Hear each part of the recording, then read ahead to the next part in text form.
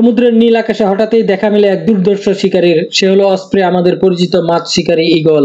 দূর আকাশে প্রায় 30 থেকে 120 ফিট উচ্চতায় ভেসে থাকে। তার তীক্ষ্ণ দৃষ্টি সমুদ্রের গভীরের মাছ ক্ষুদ্র নড়াচড়াও ধরে ফেলতে পারে। মানুষের চেয়ে প্রায় 2-3 গুণ বেশি ভিজুয়াল ইকুইটি বা দৃষ্টি ক্ষমতা।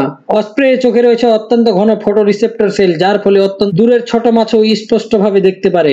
মানুষ যদি 100 ফুট দূর থেকে কিছু দেখে, অস্প্রে 300 ফুট দূর থেকেও একই জিনিস দেখতে পারে। নিচে নামার সময় তার গতি পৌঁছে যায় ঘন্টায় 60 থেকে 70 কিলোমিটার পর্যন্ত।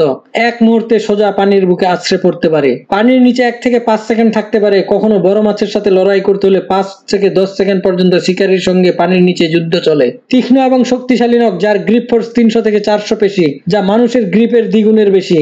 আর এই কারণে পিচ্ছিল মাছও তার হাত থেকে পালাতে পারে না। শিকার ধরা হয়ে গেলে ওজন যতই হোক 1 কিলোমিটারের পর্যন্ত সে অনায়াসে বহন করে আকাশে উড়ে যেতে পারে। প্রকৃতির এই অবিশ্বাস্য ক্ষমতা একবার নয় বারবার দেখে মানুষ অবাক হয়ে যায়। এটাই হলো অস্প্রে বা সমুদ্রের আকাশ শিকারী।